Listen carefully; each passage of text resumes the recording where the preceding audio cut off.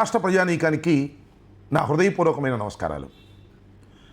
రాష్ట్ర చరిత్రలోనే కాదు, దేశ చరిత్రలోనే ఒక సాహసోపేతమైన అపూర్వమైన ఘట్టాన్ని మీ ముందు ఆవిష్కరించడానికి ఈరోజు ప్రయత్నం చేస్తున్నాను.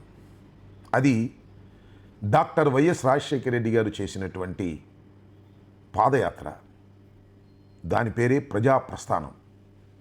ఖచ్చితంగా 22 సంవత్సరాల క్రితం చేవెళ్లలో ప్రారంభించి సుమారుగా 1600 కిలోమీటర్లు నడిచి ఇచ్చాపురంలో ముగించినటువంటి సుదీర్ఘమైన పాదయాత్ర.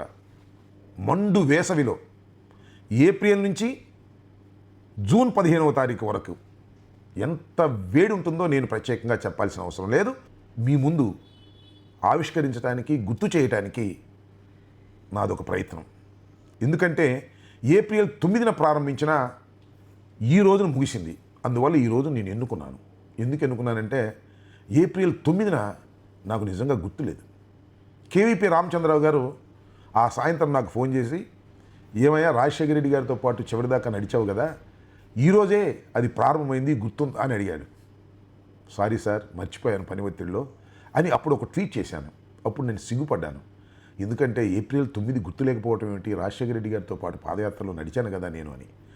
నేనే కాదు, నాతో పాటుగా కరుణాకర్ రెడ్డి గారు, లగడపాటి రాజగోపాల్ గారు కూడా ఈ సుదీర్ఘమైన పాదయాత్రలో రాజశేఖర రెడ్డి గారితో పాటు అడుగులో అడుగు వేసుకుంటూ నడిచాం. నేను ప్రధానంగా ఈ పాదయాత్రలో పాల్గొనడానికి కారణం డాక్టర్ కేవీపీ రామచంద్రరావు గారు.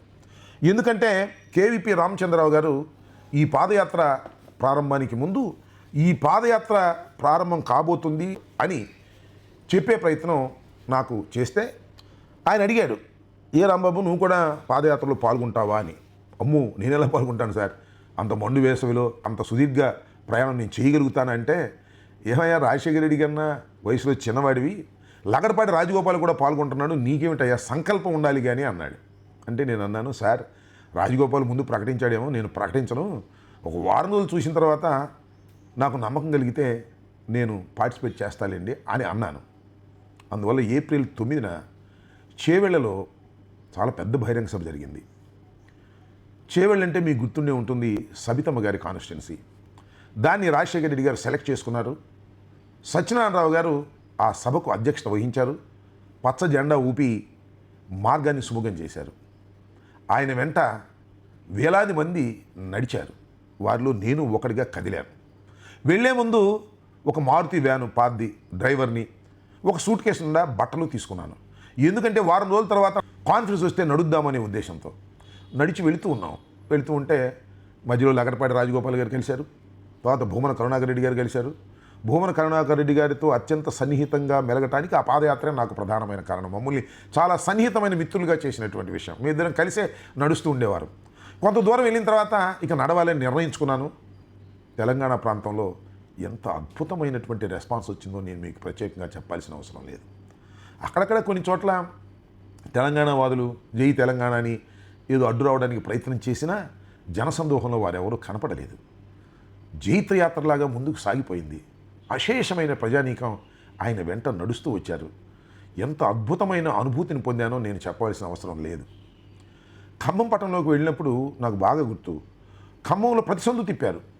ఇంత సుదీర్ఘమైన పాదయాత్ర చేస్తున్నటువంటి రాజశేఖర రెడ్డి గారిని ఇబ్బంది పెట్టుకోకుండా మెయిన్ బజార్ నుంచి తీసుకువెళ్ళాలి అని మేము అనుకుంటే పట్టుదల పట్టి ప్రతి సందు తిప్పారు. ఎంత భయంకరంగా దుమ్ము లేచిందో నేను చెప్పాల్సిన అవసరం లేదు. ఆయనతో పాటు వెంగళరెడ్డి అని ఉండేవాడు. పాపం స్పృహ తప్పి పడిపోయాడు. అప్పుడు హైదరాబాద్ హాస్పిటల్కి పంపాల్సి వచ్చింది.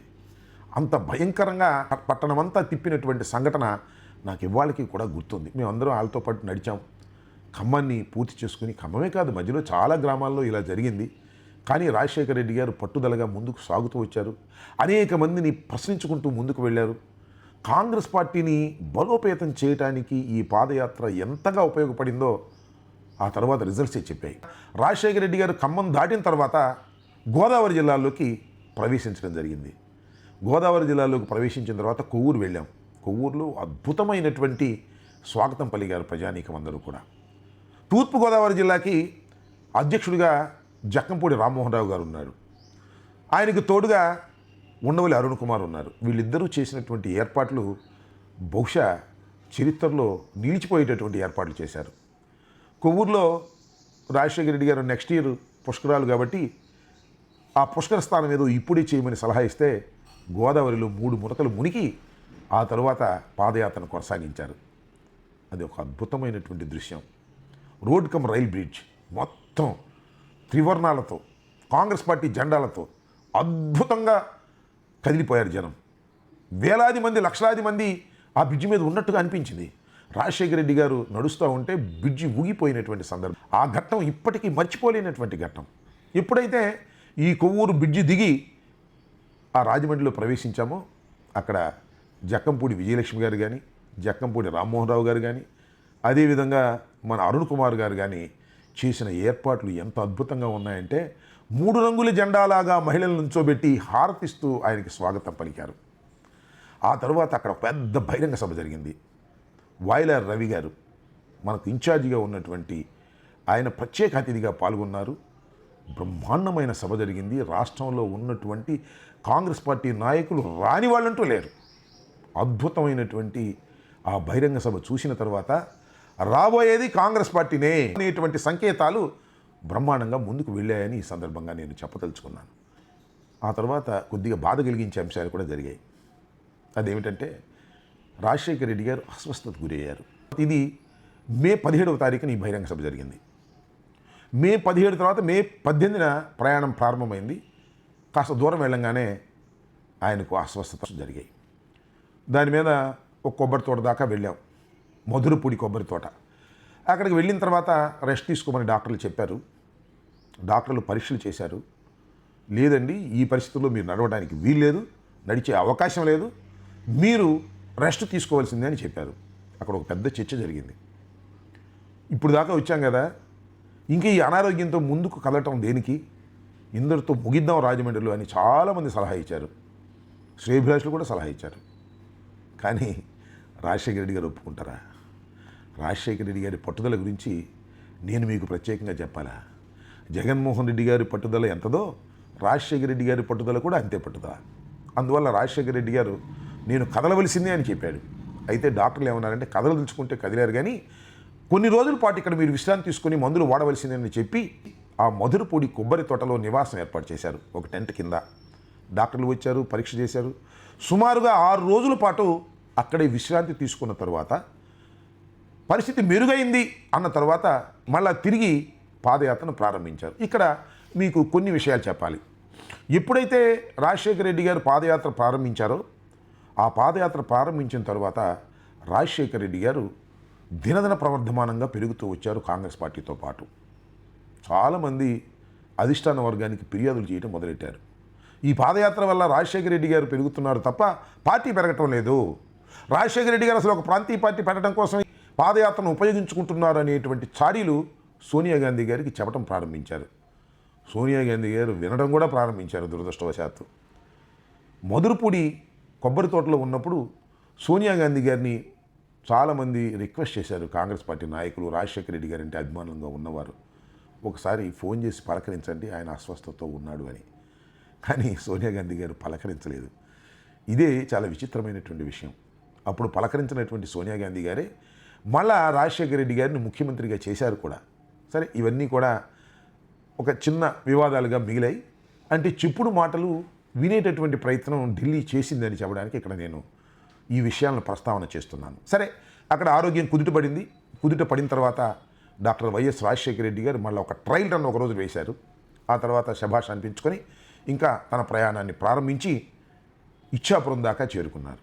ఖచ్చితంగా ఇదే రోజు 15వ తారీఖున ఇచ్చాపురంలో అద్భుతమైన ఒక మీటింగు ఎలా రాజమండ్రిలో జరిగిందో అంతకన్నా అద్భుతమైనటువంటి ముగింపు మీటింగు ఇచ్చాపురంలో జరిగింది. ఆ రోజుతో ఆ పాదయాత్ర ముగిసింది. నిజం చెప్పాలంటే ఈ పాదయాత్ర రాజశేఖర రెడ్డి గారిని పెంచడంతో పాటు కాంగ్రెస్ పార్టీని అధికారంలోకి తీసుకురావడానికి పనికొచ్చినటువంటి పాదయాత్ర. రాజశేఖర రెడ్డి గారు అనేక సంక్షేమ కార్యక్రమాలు ప్రారంభించారు కదా. ఈ అనేక సంక్షేమ కార్యక్రమాలకు రూపకల్పన చేయడానికి ఈ పాదయాత్ర అంటే ఈ ప్రజాక్షేత్రం ఒక ప్రయోగశాలగా ఉపయోగపడింది.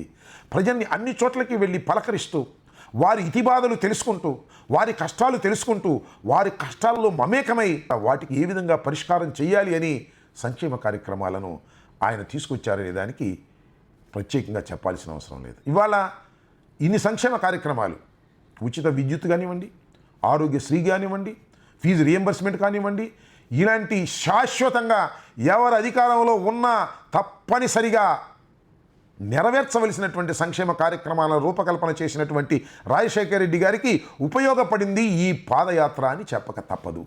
అలాంటి అద్భుతమైన పాదయాత్రను డాక్టర్ వైఎస్ రాజశేఖర రెడ్డి గారు నిర్వహించి నేటికి 22 సంవత్సరాలు ముగిసిన సందర్భంగా దానిలో పాల్గొనేటటువంటి అవకాశం, అదృష్టం నాకు కలిగినందుకు, నా జీవితంలో అంత మహత్తరమైనటువంటి ఘట్టాలను చూసినందుకు నాకు ఎంతో సంతృప్తిగా ఉన్నదని కూడా భావించి ఈ విషయాన్ని నేను మీతో పాలు పంచుకోవాలనే ఉద్దేశంతో మీ ముందుకు వచ్చాను.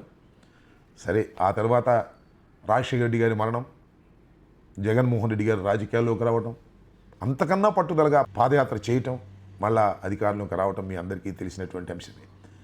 కాబట్టి ఈ విషయాలను మీతో పంచుకున్నందుకు నాకు చాలా తృప్తిగా ఉందని ఈ సందర్భంగా భావిస్తూ మీ దగ్గర సెలవు తీసుకుంటున్నాను. ధన్యవాదాలు. Stay aware, stay bold. Like, subscribe and follow at Ammati Rambabu Official for truth and clarity in today's politics.